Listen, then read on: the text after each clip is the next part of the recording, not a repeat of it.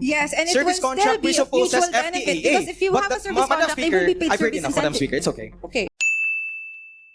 Hello you guys, I'm JR of Usap Usap University, and if you're a new viewer, welcome to our show, and if you are a returning subscriber, thank you so much for always supporting our channel. And for this episode, I'll be speaking in English just because the main language of this debate is in English. For the first time, we'll be reacting to an ANC debate video, and for those of you who already know, I actually also debated in this kind of debate a long time ago, but for our episode, this is the first time that I'll be watching this. This is not me, by the way. And this is about China and Philippine problem with regards to the West Philippine Sea, and I think it's about the exploration or something like that. I don't really have any idea about this just because this is the first time that I'll be watching this video. For some background, I actually was a former university debater at MSU IIT for more than 3 years, and also I debated at ANC, ABS-CBN News Channel. It was against FEU and De La Salle University, and also I'm a member of an international public speaking organization called Toastmasters International. So what are we waiting for? Let's watch this video together. Let's go. Chinese President Xi Jinping's visit to the Philippines is historic, not only because it's the first state visit of a Chinese leader to Manila in 13 years, but also because it could pave the way for a possible joint exploration in the disputed waters. And this is exciting a lot of investors. Just look at the share price movement of companies like PXP Energy, which has a long-standing proposal to jointly explore the rectal bank with China's CNOOC. But before we get into the economic implications of a possible deal, will a joint development even be legal? Hello, I'm Mikey Oreta, and you're watching Square Off Season 16, The Firm Debates.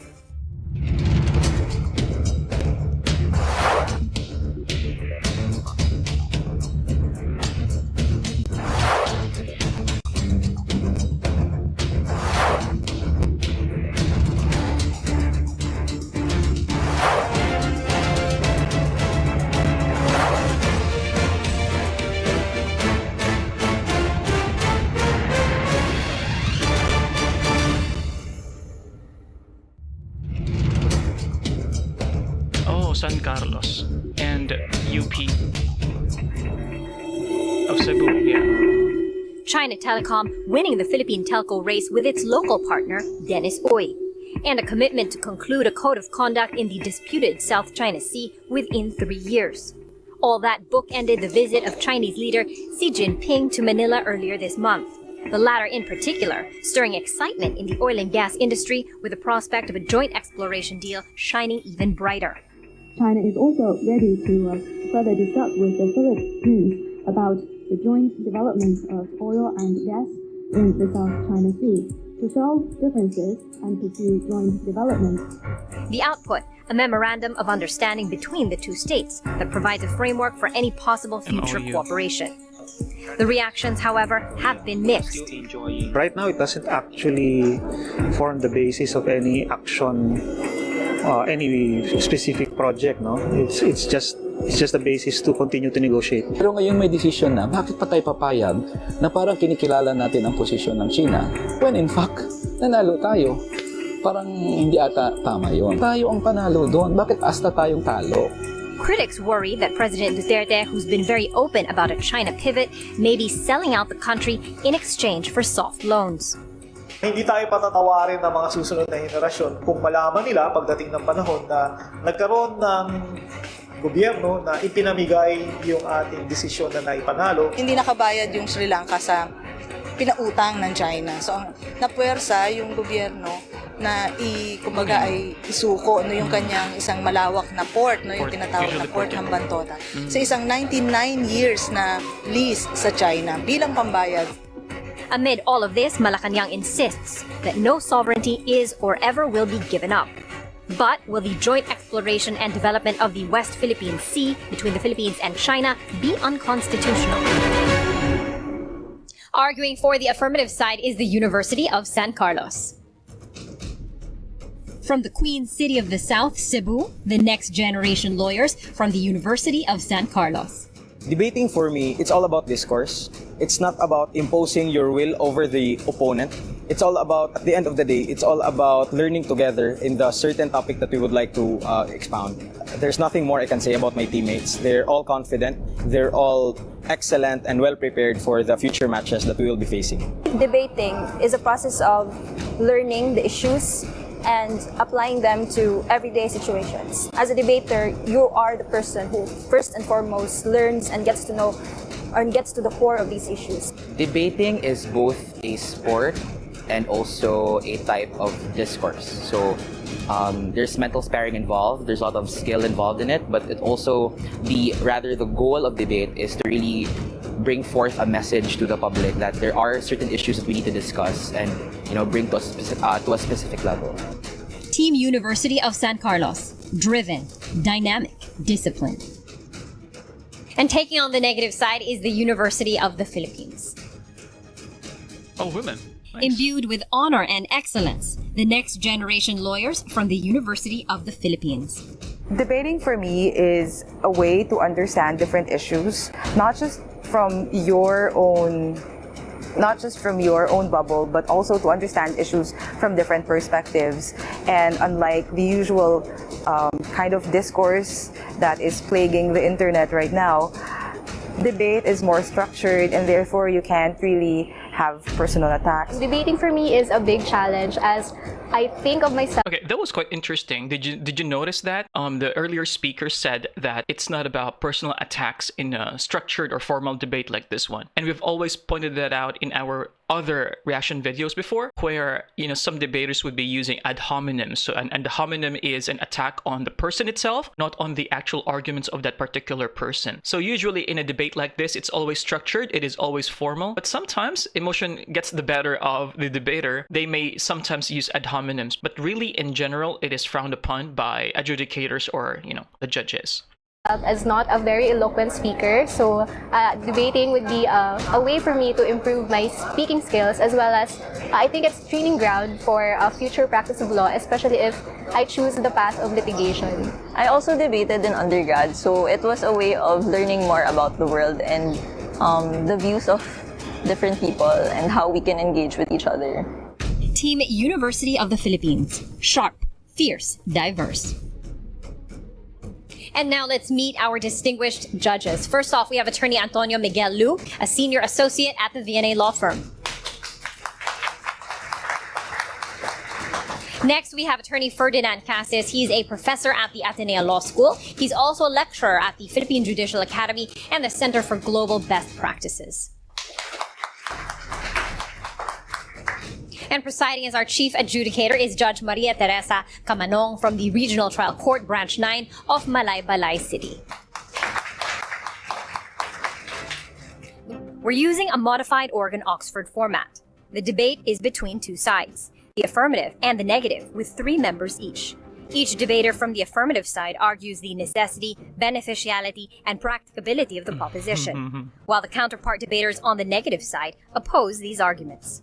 Each debater is given 4 minutes to deliver a constructive speech and rebut the previous argument. BNP was again mentioned, and I did mention that in our past reaction videos, back then. So BNP is usually used for a policy debate where we try to evaluate a particular rule or policy, and then we use these 3, the beneficiality, necessity, and practicability of this particular proposal. Also, what's interesting here is they're using modified Oxford Oregon, so I'm guessing after the speeches, so comes the rebuttals. So there are 3 debaters per team, so this will be a 6-person debate, so I'm excited. Each debater is given 2 minutes to interpolate or cross-examine the opposing debater. Only categorical questions may be asked. Okay. Each of the judges may ask 1 question of each speaker within that speaker's time limit. The judges score each team in terms of manner, matter, and interpolation. The team with a higher score from each judge gets a point. The team with the most number of points wins the debate. The chief adjudicator rules in the event of ties, objections, or contestations. This week's proposition, let it be resolved that a joint exploration and development of the West Philippine Sea between the Philippines and China is unconstitutional. First up for the affirmative side is Ken. You've got 4 minutes to tell us why jointly exploring and developing areas in the disputed waters is unconstitutional. Your Honors, ladies and gentlemen, good evening. On the line today is Article 12, Section 2 of the 1987 Constitution, which provides that all natural resources are owned by the state. Its exploration, development, and utilization shall be under the full control and supervision of the state. The Constitution provides, Your Honors, that in the exploration, development, and utilization of these resources, a third-party corporation may participate in at least two ways.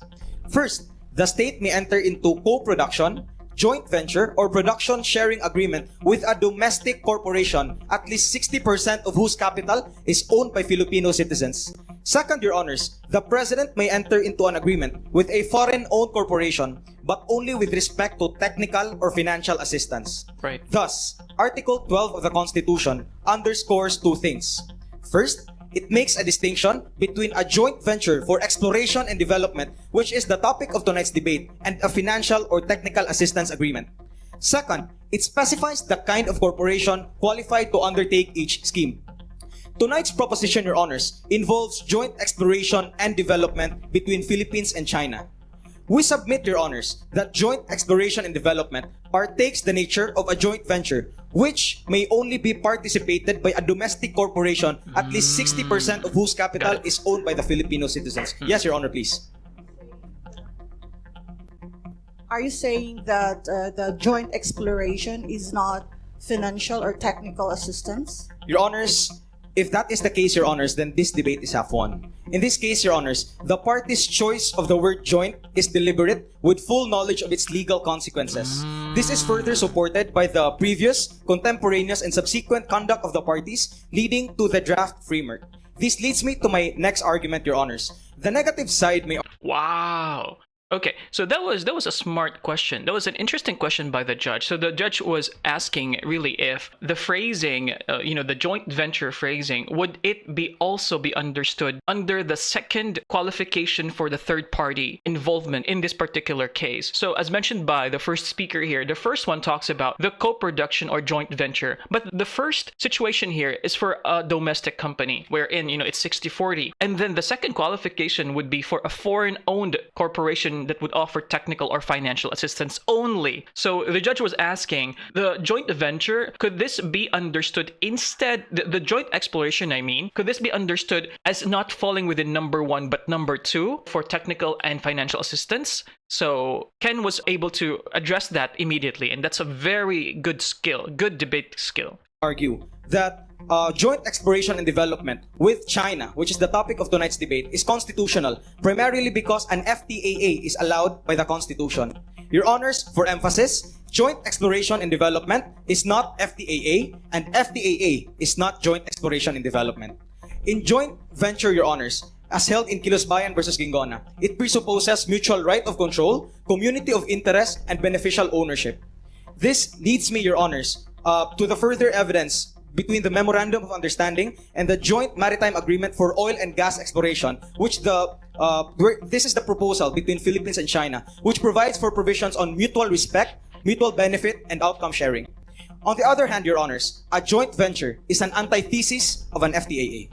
This has been made clear already in the case of Labugal-Belaan versus Ramos, wherein the Supreme Court held that while an contractor is paid by the contracting state only for its technical services, unlike the partner in a joint venture, Your Honors, an FTAA holder acquires no beneficial ownership and no right of control. Therefore, this leads us to conclude that a joint exploration and development, which is the topic of tonight's debate, is not of mere financial or technical assistance, which a foreign-owned corporation may only participate.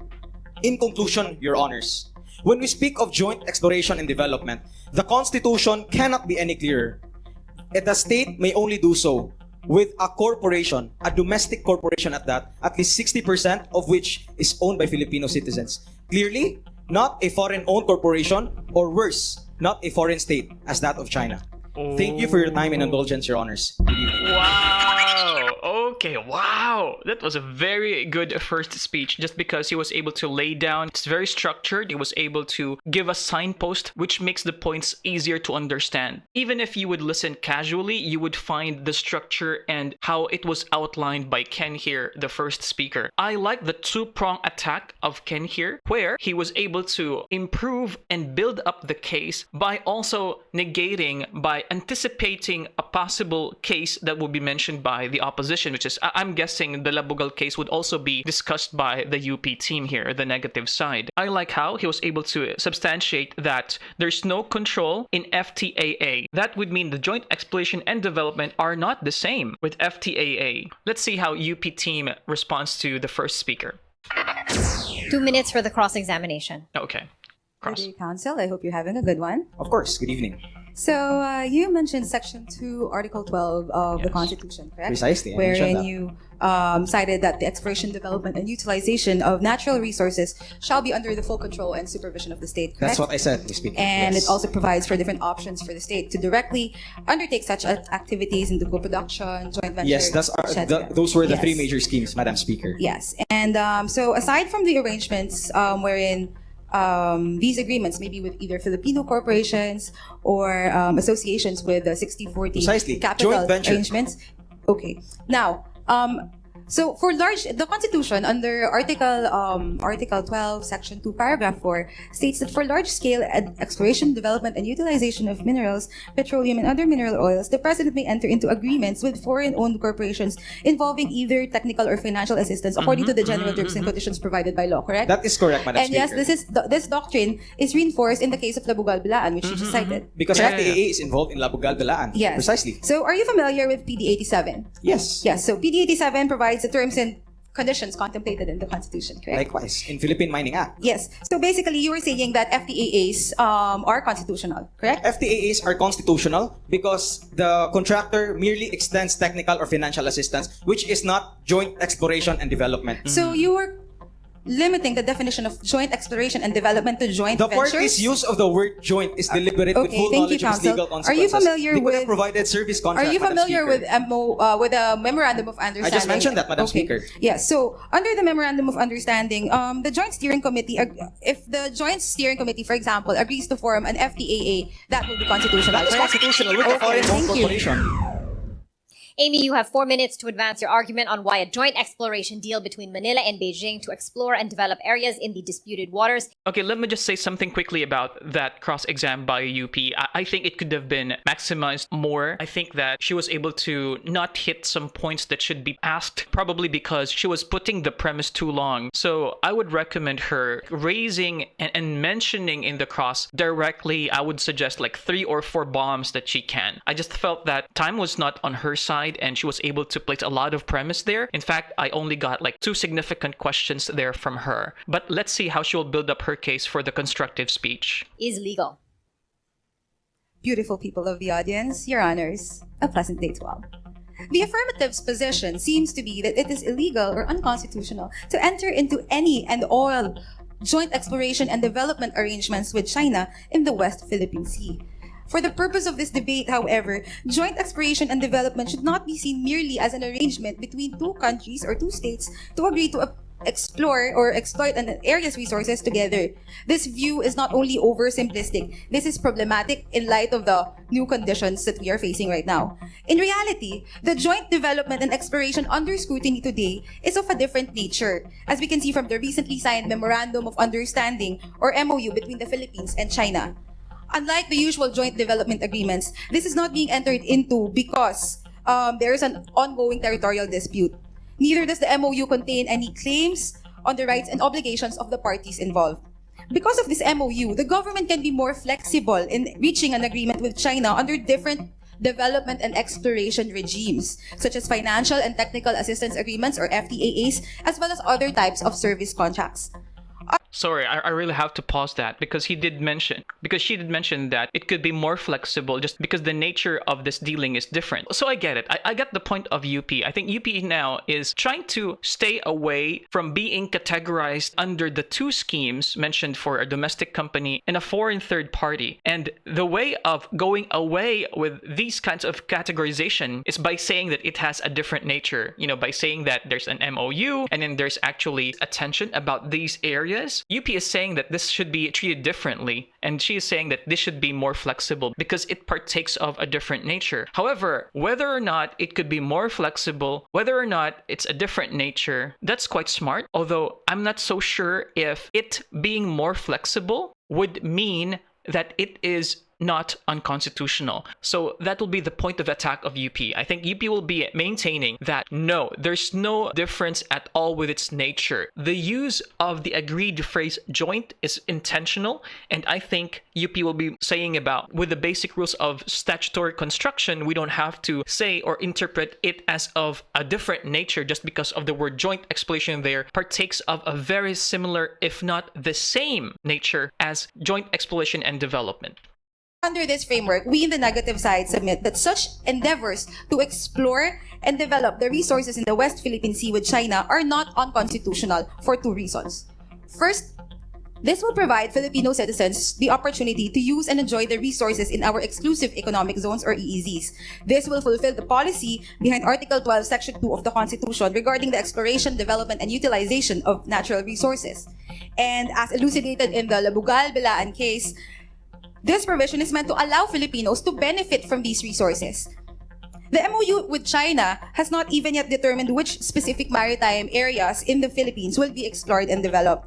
And given the wide breadth of options that is provided by the MOU as to how to go about this joint exploration and development, it is safe to presume that the government will pursue the constitutional route. The presumption of constitutionality thus applies, and there is no incentive for the parties, by virtue of this MOU, to enter into agreements that will be that will be patently unconstitutional.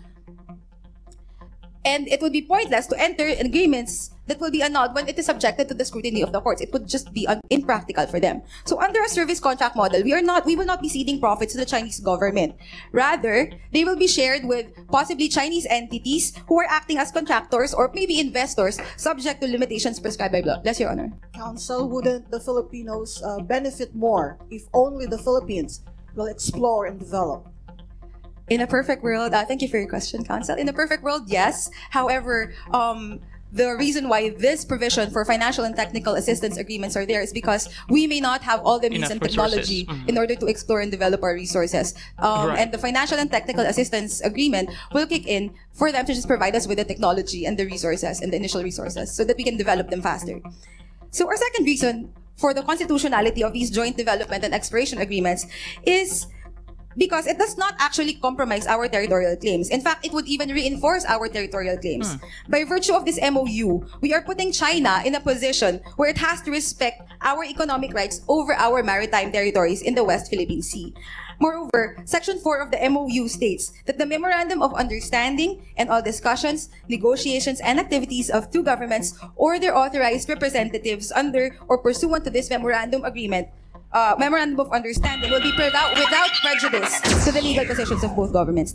Okay, before that, while I do get some of her arguments, the problem with the opposition here is she was not able to give us a more clear signpost of her argument. I think that it was a bit all around the place here. For example, she mentioned about us reinforcing these claims if we follow their route, that the Memorandum of Understanding reinforces our maritime claims. Like how? I would want her to explain more about that, because if you think about it, like also mentioned by Representative Colmenares at the outset of this video, the implication of the MOU and the further actions that may be done with regards to this, that we did not win in the UN arbitral case against China. So that is the main contention for those who are against the Memorandum of Understanding. For her to say that it reinforces the claims, I'm not so sure. I think it could be a good argument, but I just felt that it was not fully substantiated by the UP team. Thank you. 2 minutes for the cross-examination. Madam Speaker, good evening again. Good evening. You have shared a while ago that China will not receive any share in the exploration. I did not say that. Well, you just mentioned that. I did not say Madam that. Speaker, you've quoted... Under an FEA, Madam they Speaker, will it's my receive a time. share. Please respect my time. I'm the Sure. one asking the question. You have mentioned the Memorandum of Understanding, right? Yes. And it provides for provisions on mutual benefit, mutual respect, and outcome sharing. We have here... Those are general provisions, not exactly. We have here, Counsel, the actual copy of the Memorandum of Understanding. And you have also read, I presume that you have read, the Joint Maritime Agreement for Oil and Gas Exploration, just concluded this November. Agree? You have read that? This also provides for mutual benefit, outcome sharing, and mutual respect. Agree? Yes, and what is your question? What's your point? You will find the relevance, Madam Speaker. In 2016 and 2017, there is a joint statement between the Philippines and China regarding joint exploration But are and those development. still effective because Madam of this Speaker, new MOU? Madam Speaker, this shows the intention of these states to enter into joint exploration and development. Not Would you agree with necessarily. me? Would you agree with me that mutual benefit, mutual respect, and outcome sharing, which is the principle of the MOU, the joint maritime agreement between Philippines But it and does China? not Madam Speaker, commit to anything. let me finish my question. These legal characteristics pertain to joint venture. Agree? Not Are necessarily. you familiar with the Malampaya project? Yes, of course. Is it not that there's no issue as to whether it is joint exploration and development because between Philippines and Shell, the contract is merely denominated as service contract. Agree? Yes, and it Service will still contract be of presupposes mutual benefit FTAA. because if you But have a the- service Madam contract, it will be paid I've heard service enough, Madam incentive. Speaker. It's okay. Okay. Would you agree with me that joint exploration and development, which is joint venture, may No. only be participated by domestic corporation? Agree? Joint That is provided no. by the Constitution. And China, And then as a state, Madam Article Speaker, 4 provides it's for an okay, it's okay. exception. No Paragraph 4 further provides for an questions, Your Honor. exception. Let's now hear from the second affirmative. I like how aggressive Ken's questions were in the cross. So let me just tell you two of my observations. First, I like how the first speaker was able to give interesting questions. When I say interesting, it pushes forth their case and not for the other side. For example, he was able to mention about the Malampaya case, which is a service contract. And for him, this is a valid exercise of FTAA, which for the first speaker, FTAA is not equal to the joint venture or joint exploration and development. I also like how Ken is really emphasizing that JV and JED are the same. I like that. I like how he is trying to convince people and kind of giving an impression of that phrase already, that JV is equal to joint exploration and development. In my opinion, the UP team should attack this. They should focus their attention in attacking that JV and JED are not the same. They should mention that JV and JED are not the same, and they should focus on the distinction between these two. And the second observation is not as serious. I just noticed, and this is my tip to all of the aspiring debaters there. If you're asked in the cross exam, have you read about something? Or do you know about the JMT? Or have you read about the maritime trade or something like that? Your answer in default should always be yes. But if Speaker Eunice, you've got 4 minutes to tell us why it would be beneficial to deem a China-Philippines joint exploration of the West Philippine Sea as unconstitutional. Your Honors, ladies and gentlemen, good evening. The negative side earlier argued that this JED is a different nature, citing that they can enter into service contracts to make this agreement constitutional. Your Honors, clearly the negative side has missed the spirit of this debate. Lest we be misconstrued. The affirmative side is not against FTAAs. Your Honors, this negotiation, rather this agreement, does not partake of the nature of an FTAA. The intent of the parties is clear. Consistently, from the November 2016 and from the October 2017 joint statements between the Philippines and China carried over into the draft framework on joint oil and gas exploration, the parties clearly stipulated, and I quote, mutual respect, mutual benefit, and outcome sharing. Your Honors, these elements are not present in an FTAA, where in the case of RBAC versus Sanitary Wares Manufacturing Corporation, the Supreme Court expressly pronounced, Your Honors, that financial and technical assistance does not grant beneficial ownership to foreign corporations, Your Honors. Thus, clearly, the intent of the Constitution in prescribing limitations in section 2 of Article 12 is to limit the exercise of exploration, development, and utilizations only to FTAAs, only to foreign-owned corporations, which is not the case here, Your Excellencies. Clearly, the negative side, by arguing that this joint exploration and development is not a joint venture, has only, Your Honors, highlighted the fact that there are in fact agreements or engagements which are not regulated by the Constitution. Your Honors, this argument cannot stand.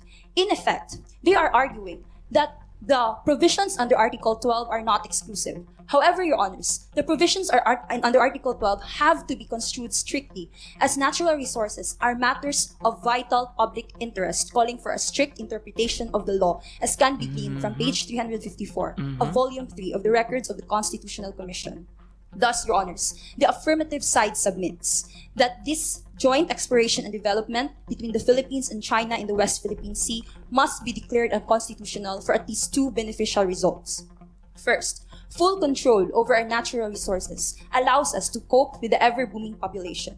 And secondly, Declaring this act unconstitutional would be to establish permanent sovereignty over our natural resources and strengthen the arbitral award for which we have won and earned the respect of the community of nations. On our first point, Your Honors, the drafters of the Constitution themselves have acknowledged that we are a resource-rich but populous nation where there is a constant demand and competition for resources. In fact, to cite record number 56 of the Constitutional Commission, Your Honors, the reference to the national product being for the benefit of the Filipino people is to ensure that any effort towards national development must focus on the needs of the local population and not foreign consumers. Yes, Your Honor. Are you saying, Ms. Speaker, that if we enter into this joint exploration, we're already waiving our sovereignty? Oh, so let me just mention about the two beneficialities mentioned by the constructive speaker of USC. The first one is on the benefit of the ever-growing population of the Philippines. I do get that. That's a good point, but I will not say that that should be prioritized as a main point. I would recommend for her to mention instead the one that should be emphasized more, the UN Arbitral Award and its implications. I think that could have been better if that was the first beneficiality mentioned. And also, because the judge asked about the question on sovereignty, I like the implications. Always remember that in a debate, we have to also understand what are the implications of a particular proposal. So I'm waiting later, especially on the closing statements of the positive and negative side. How will they explain more about the benefits of their proposal? So in my understanding, what the first team will be saying is that, this is a protection of our own sovereignty. This is a way of making sure that we purely and solely enjoy the resources that we have within our EEZ to the benefit of the Filipino people. And on the negative side, they'll be saying that while it is true that we may enjoy these resources, it is better that we encourage foreign technical assistance and financial assistance by third-party foreign actors to make the progress quicker and not to delay the benefits that we should be enjoying with their help. The opposition will be saying that we will not just enjoy and benefit from these joint explorations, we would also encourage peace and harmony within the region if we do this, something like that. Your Honors, is that what is written in the MOU? Your Honors, based on the MOU, the perception or the intent of the parties is on a joint venture, which can only be undertaken if it is with a foreign, or rather a Filipino corporation. But what is involved in this case, Your Honors, is there is an MOU undertaken with a state. Therefore, it does not follow what is legally contemplated in the Constitution. Okay, but before that, is the MOU, is it the same? Is the MOU to be considered as similar to a joint exploration and development? So the opposition should raise this. The opposition should raise that question, I think. Thank you, Anthony. 2 minutes for the cross-examination. Okay, let's see. Maayong hapon, Eunice. Good afternoon. Okay. So you mentioned that you're working from the draft of the draft framework. Yes, correct? Yes, we mentioned the But draft. a few days ago, you are also aware that there have been a memorandum of understanding released between Philippines and China, correct? Yes, and still in the provides for memorandum- mutual yes, benefit thank you, mutual- Eunice. and No, outcome sharing. as I will correct you, there is no outcome sharing under the memorandum of understanding. Because that is only the establishment thank of you, a Eunice. joint Thank you, committee. Eunice, for your opinion. Okay, under the memorandum of understanding, outcome sharing, that first affirmative so insists on us is no longer under the memorandum of understanding, which is the basis, which now governs the two countries. Okay, to my next question, it is your position that a joint exploration and development is in the nature of a joint venture, correct? Yes. Are you aware yes? Are you aware that there is a legal definition of a joint venture, correct? Yes, it is So you're aware contemplated that in a the joint case of venture. RBAC. Thank you, Eunice. So you're aware that a joint venture is not the same as a joint exploration and development. No, correct? I do not agree, Ms. Speaker. So They you're are the saying that same. it is the same. They have the same I elements. see. Thank you, as how it is Eunice. of RBAC. As the first affirmative discussed, a joint exploration and development can be done in different ways. Do you agree? Joint exploration and development Yes. in the context of this debate, Ms. Yes. Speaker, Okay, as thank provided you, by Eunice. their Under the agreements, is Constitution, through a are you joint aware? venture. Thank you, Eunice. Under the Constitution, Article 12, Section 2, are you aware that it specifically provides that the President may enter into FTAs for Yes. large-scale Yes, exploration? precisely, Ms. Speaker, but that is thank not the you. subject Thank of you, this Eunice. debate. No, it is not. It is the subject of Apparently, this our president Thank is you, not Eunice, entering for into your an thank you, FTAA. thank you, He's Eunice. entering into a Okay, joint under venture. the Constitution, the utilization of minerals, petroleum, and other mineral oils the President may enter according to this in FTAs. Is that correct? Yes, in FTAs, thank not you, joint Eunice. ventures. Yes, but you limit your arguments into the other portions of this Constitution. You're giving a limited view to the audience, misleading this court as to the interpretation of this provision. Okay. I think there are really good points that are mentioned by the opposition here. However, I find the body language of USC debaters more believable and confident, and I like it. My point in saying that is sometimes you may intimidate with the right stance, with the right demeanor, and I thought so far for the two speakers of the opposition, of course I could notice that they're quite nervous, as I was before too, but it is impressive so far with the first two speakers of USC showing more confidence in this debate. Although I don't like how the second speaker of USC just answers, not just with a categorical answer, but she would always explain her answer. I did not quite like that, but that's her style, so that it could get the momentum off from the opposition's cross-exam. If you notice, the opposition buckled and it would cut off the flow of ideas and questioning of the opposition. It is a strategy. Personally, as an adjudicator, I don't like it. I would deduct some points from USC for the second speaker's demeanor on that. But anyway, I think opposition tried to hold its ground by asking further questions, but I noticed the buckling that happened there with the opposition. Hey, Jules, you've got 4 minutes to tell us why it would not be in the country's best interest to deem a joint exploration of the West Philippine Sea as unconstitutional.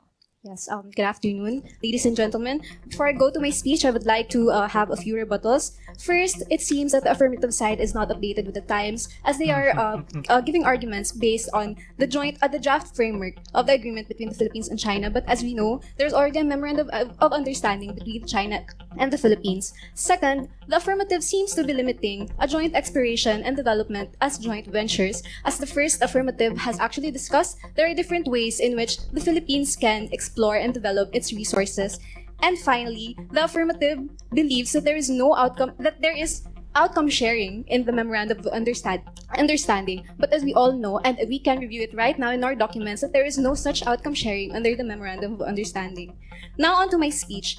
Our proposition is beneficial for two reasons. First, we need a joint exploration and development because our energy resources are dwindling. And second, the investments that we have done in the past have gone nowhere because of several disruptions. On to our first point, Malampaya gas field is seen to plummet to a third of its current capacity by 2024 and is estimated to last only until 2029, depending on the demand in the coming years. The Malampaya gas field supplies 40% of the energy needs of the sun. As it is expected to last only for 10 years, there is a pressing need for another energy source to replace the dwindling supply of Malampaya. Significantly, at least 10 years is required to pursue natural gas and petroleum energy projects. When Malampaya runs out of natural gas, the other viable option is to resort to importing fuel. However, it will definitely entail a higher cost, which will be passed on to the poor consumers. Right. But why must we resort to importing when we have resources just waiting to be extracted? Areas in the West Philippine Sea contain enormous deposits of natural gas. According to the United States Energy Information Administration, there are deposits in the West Philippine Sea which could hold at least 5.4 billion barrels of oil and 55.1 trillion cubic feet of natural gas.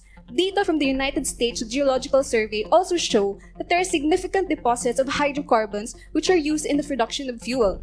These resources, as well as those of the untapped areas, are definitely sufficient to answer for our energy needs.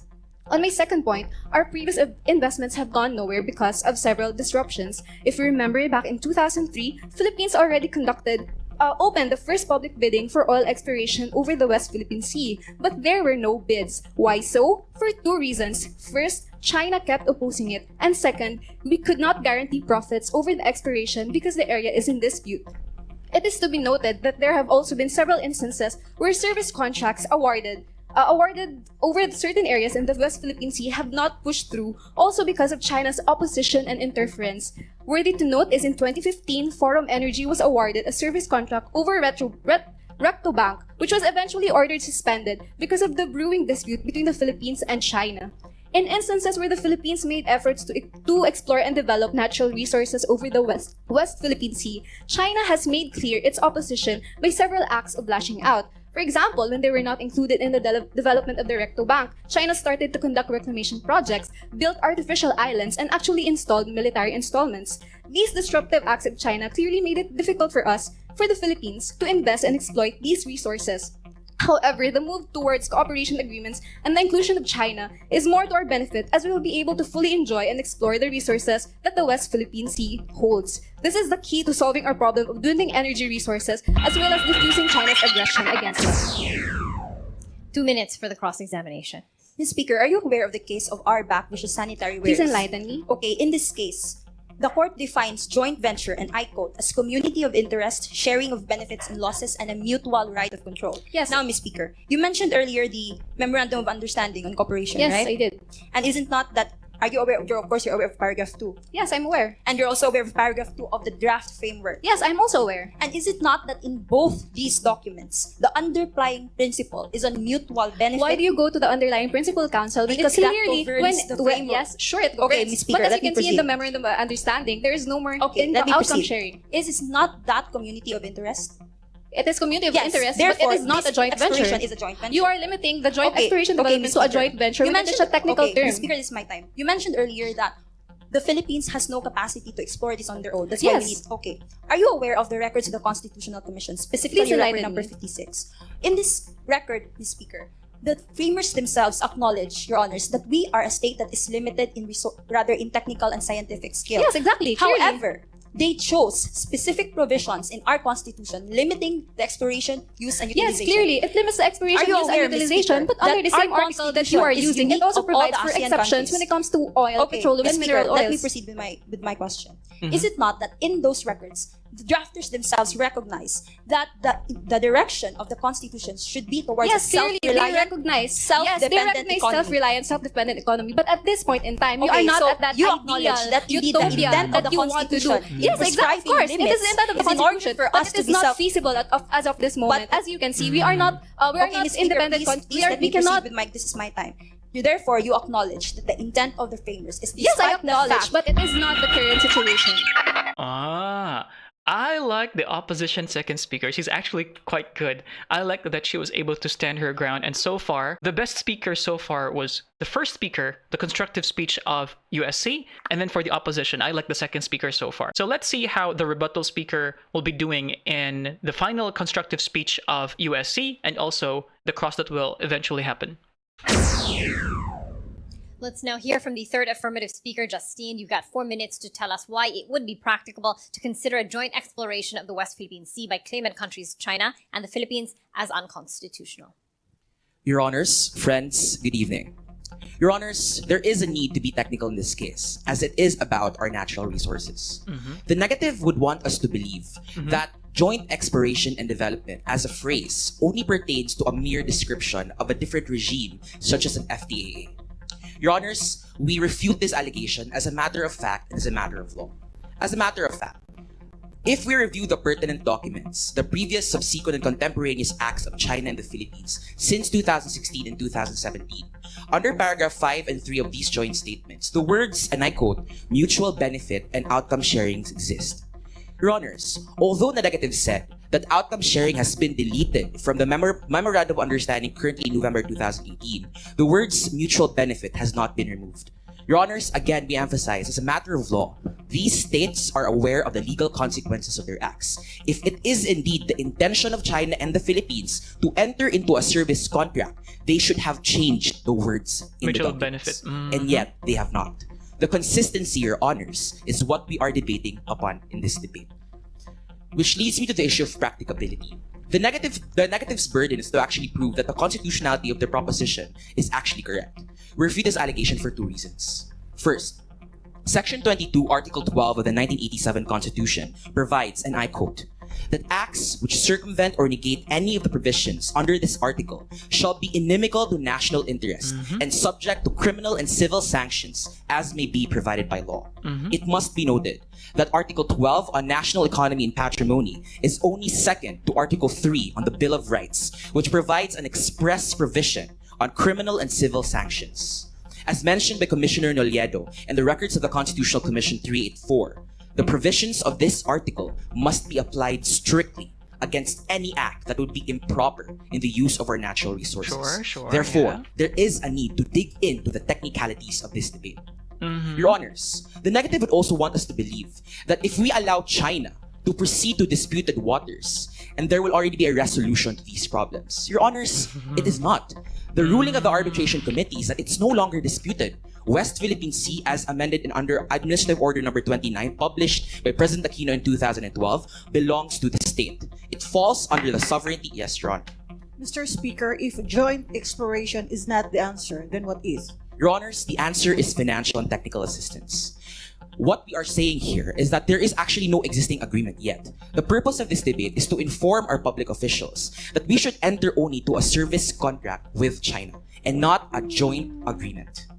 Okay, I like how he was able to answer that, although it could have been better if this was mentioned on the first speaker of USC. So what happened here was, we did not know that this was their goal, and we did not know that this was the alternative that they're proposing. So it could have been better if this was mentioned in the first speech, because naturally, the third speaker would have to build up the case, do some rebuttals, but not present new arguments. But since the chief adjudicator mentioned this, so I think it is also just smart for third speaker to mention that they're after the financial and technical assistance only, instead of following with the first category of the nature of being a joint venture in the first case.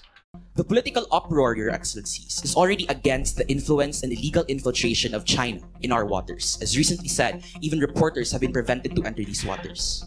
Lest we be misconstrued, we want to develop our resources for as long as they are exercised with utmost restraint and control. In a world where there is a foreboding Goliath with China, the rule of law is our weapon and shield against attacks. In the law, we must rest. Because if we do not follow the text of our Constitution, we will face catastrophic consequences. Your Honors, an FTAA is not a joint exploration and development. And thus, we end this debate with that note. Thank you, and may it please the court. 2 minutes for the cross-examination. Oh, wow. I like that. The third speaker was able to build up the case so well. Although, as the third speaker, should present more practicability, but I think he was able to hold his ground very, very well. I also like his demeanor, and like what I said, there's a consistent show of confidence with these debaters on the San Carlos side. I really like how they really appeared very credible with the substantiation, and it's a complete debate for them. I'm very happy to see this performance.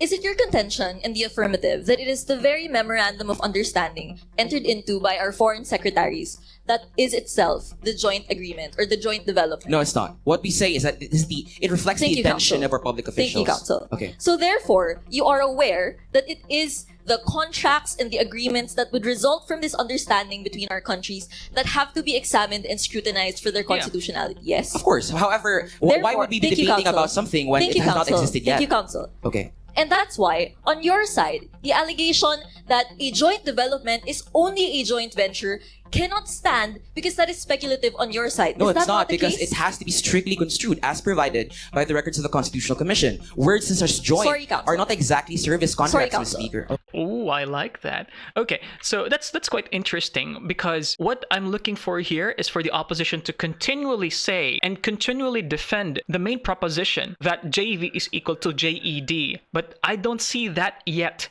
in the opposition. So hopefully on the third speech of the constructive speech of UP, they will be able to emphasize more on that. So if we really have to strictly construe the meaning of these words, I think it's just proper for them to focus on that technicality that JV is not equal to JED.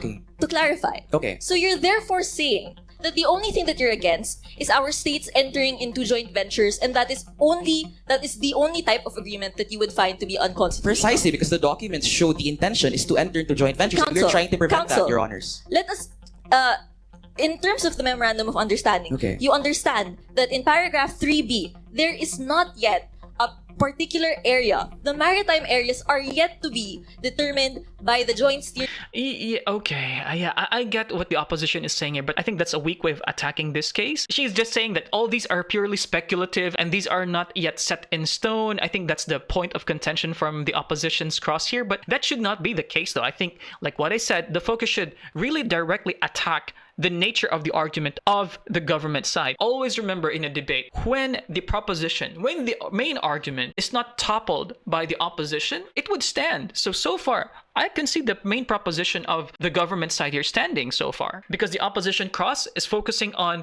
it being still speculative and it's still not determined yet. And on that regard, the affirmative is saying, no, there's no point of debate then if we will talk about all these speculations and all these being not set in stone. So I like how the affirmative side is being clear on that. Committee. Again, that is the issue, because Administrative Order number 29 by Sir, President Aquino in 2012 Counsel. already defined these territories. Counsel, there is no yet defined area in which there would be cooperation agreements. Cooperation Again, because agreements the and joint agreement did not construe our Administrative Order number Council. 29, which defines what West Council. Philippine Sea is, Ms. Speaker. If we rely highly on the that, words the West Philippine Sea do not appear in the Memorandum of well, it Understanding. appears Is that in correct? AO 29. It defines all our territories which are no longer disputed, and that is actually what is in the proposition.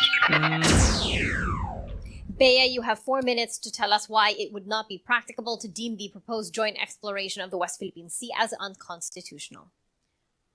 On November 20th, when there was the signing of the Memorandum of Understanding between our governments as represented by our foreign secretaries, it was clear that the landscape changed when it came to discussing China and the Philippines cooperating within the maritime area. And this is so because the draft framework that they have been basing a lot of their arguments from only embodies what China wanted to demand from us, whereas the Memorandum of Agreement is what stands to show what was the real understanding of the parties. That's the reason why things like outcome sharing no longer appear. This is the reason completely why there is a paragraph 4, the relevant position of the states. Let us reiterate, which our first speaker had already spoken of, and that they did not acknowledge, the idea that there are no rights and obligations created under international or domestic law by this memorandum, and that any of the acts of the Joint Steering Committee, any of the cooperation arrangements that would arise from them do not prejudice the respective legal positions of these states. This was clearly entered into and made a part of the Memorandum of Understanding precisely because there are no territorial claims that are being given up by our state. We think on their side, the reason why the affirmative has been very clear in terms of their debate only being limited to joint ventures is because they think that this is a debate merely about the territorial dispute. That is not the case. This is a debate about the utilization of our natural resources. And they say that the only way that the Philippines will do it with China is to enter into these joint ventures. We don't think that that's clear at all. Precisely because when you look at paragraph 3B, which does discuss the responsibilities of the Joint Steering Committee that was formed, which is in fact to create those cooperation arrangements, which is to identify the working areas. We think that that's clear that many different regimes can govern when it comes to these different working areas, which means that the legal and constitutional agreements that are enumerated under Article 12, Section 2's first paragraph as well as fourth paragraph can all enter into it because we have enterprises that are representing us on both sides in terms of that Joint Steering Committee, which means that it's not necessarily the case that it's always going to be the CNOOC. Yes, Madam. Mr. Speaker, what then is the purpose of the joint exploration if not for the benefit of both or the mutual benefit of both countries? We think, Madam, it's clear that when it comes to just returns that are identified under PD 87, which is the governing law on oil and gas development, those will be built into the service contracts, and those are the considerations that would be provided to the Chinese entities who we would be cooperating with. And we think when that is the case, and the fact that we do have laws that do govern and laws that will be written into the agreements that we may enter, whether or not they are the FTAAs, we think then precisely that it's clear that we're not giving up the beneficial ownership of these areas in the maritime resources. Particularly, they say that the FTAA is all that they would allow, but we're still not sure, Madam, which actors would be participating. But yes, sir. Are you saying that the joint exploration and development is actually a technical and financial assistance? We are saying that an FTAA could be the result of them because we think that the Memorandum of Agreement of Understanding provides the roadmap, and it will be and what results can be FTAAs, can be other legal and constitutional agreements. Okay, 2 minutes now for the cross-examination. Good evening, Ms. Speaker. Ms. Speaker, you mentioned paragraph 4 of the MOU, right? Yes. And yes, okay. So you also noticed that in paragraph 2, the words mutual benefits still exist. Yes. Okay. And you also noticed that the purpose of that MOU is actually to create a joint steering committee, correct? Yes. Okay. So therefore, we can't actually rely only on the MOU, right? Yes, because it's what results take that that as a we're yes. going to be judging, So right? if we take intention, Ms. Speaker, don't you believe that under the principle of international law, subsequent contemporaneous and previous conducts of state must be taken into consideration, But correct? circumstances have changed for China. Yes or no, We Ms. think they Speaker? have to save Yes or no? face in terms of how they're going to enter into Precisely. agreements So therefore you agree, post-arbitration. therefore you concede that because there were intentions by China to enter into joint steering committees, therefore the intention of the states is actually to enter into a joint venture. You have not The rebutted. reason why that they're Okay. entering into a joint arrangement with this is precisely because they are respecting our rights or our Let me claims in proceed these with that areas or argument. in our interests. So you also mentioned that these waters are still disputed, correct? And there were still identified these working areas, correct? Yes, because there's Okay. a reservation Now, within Speaker, this very agreement are that you aware our of legal Article positions 77, remain the paragraph same. 2 of the UNCLOS? Yes. And under this, the coastal state has the sovereign right over our shores, or rather Sure. our continental shelf, including that into the exclusive economic zone, which is 200 nautical miles. But even Yes or within no, our Ms. own Speaker? Yes or even no? within our own Which is constitution, we still incorporated in our allow constitution. agreements to be entered into by the Precisely. states with foreign However, actors. therefore, it is no longer disputed because these Yes. waters are already ours. There's already Yes, no yes, longer we need agree that to, the waters are ours. Also, so you concede that we no longer need to negotiate But with your China understanding of a as to joint how we venture will is control these extremely limited waters. because we think that when you have Okay. actors from both sides, it would still Let me proceed to constitute my next joint question. exploration So and you agree with development. me that when you say mutual, there is also a share of control. No, we don't think that that's the case at all. That is because very myopic, there can especially be when you different have to types of apply actors these words and different types strictly, of agreements especially that are natural born from this resources. memorandum. No further questions. Let's now hear what our judges have to say about our debaters. Okay, before that, wow. The third speaker is so good. The third speaker on the government side really was able to build the case very well for the side and also was able to give rebuttal questions in categorical form during the cross-exam. I like how he mentioned about being mutual. Means that there's a sharing of control. I like that. Although, let me just get to one interesting point about this debate. And this is as to assertive communication in general. When you are answering a categorical question or an interview question, be mindful of the phrases, "Are you saying that?" So therefore, you are saying something. Be careful with those because those kinds of questioning would probably twist or bend some of the main points that you're about to say. Not at all times, but just be mindful. My recommendation is listen closely on what the person will be saying, and most of the time, you would have to say no. Attorney Lou, how did the affirmative side do? The affirmative side was able to set the tone and the direction of this debate. Correct. And give the adequate basis for their arguments. Yeah. And Attorney Cases, how did the negative side do? The negative side presented more or less on the practicality and economic benefits of the joint exploration. And it was limited to such only. And now let's hear from our Chief Adjudicator Judge, Maria Teresa Camano. Your Honor, who did the judges pick for Best Speaker? For the best speaker, Okay, before that, let me guess. This is my guess. Either the first speaker of the USC or the third speaker of USC. we have the first speaker of the affirmative side, Ken Aquino. It was very, and very the clear. school that won tonight's debate. USC. This is very exciting. And the winner for tonight's debate is the affirmative side, University of San Carlos. Of course. Congratulations. A big congratulations to the University of San Carlos for winning the final slot in the semifinals. I'm Mike Oreta. Thank you for watching. Nice. Okay. All right.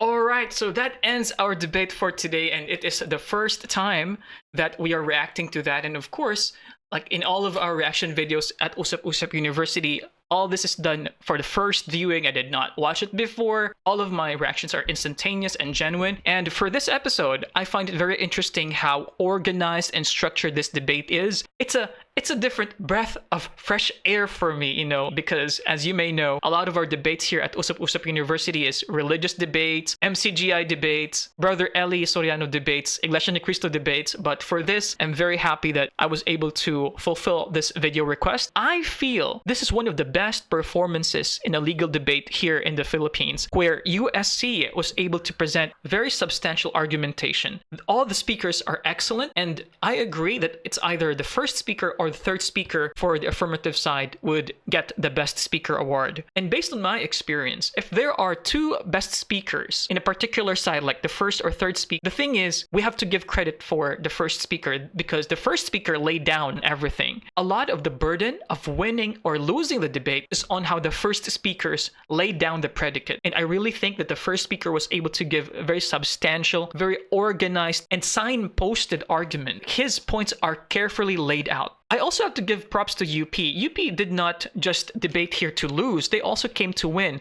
However, indeed I agree that they're only focused on the practicability without focusing too much on a head-on collision with a JED partaking the nature of a JV. That's my concern here. It was lacking. They would only mention about it and the focus on it during the cross-exam, but not as a main argument. So always remember, when the main point of contention was raised by the affirmative side and there was no clear head-on collision, we call it in debate a clash. I don't see a good clash by UP being done here. That's why they did not win this debate. But well, that is just my own personal view. What do you guys think for all the legal debaters in the country? What can you say about this? I think this topic is also very timely just because of the current tensions that we have. But of course, the current situation states that the current tension is brewing more and more with the current administration of Bongbong Marcos not pivoting towards China as how Duterte did it in the previous administration. So if you like these kinds of contents, I would highly recommend that you subscribe to our channel here. You can also click this video here and some playlist here. I honestly think that you may find something important and valuable in our debates here. Thank you guys for watching, and I'll see you guys next time. Peace. Bye-bye.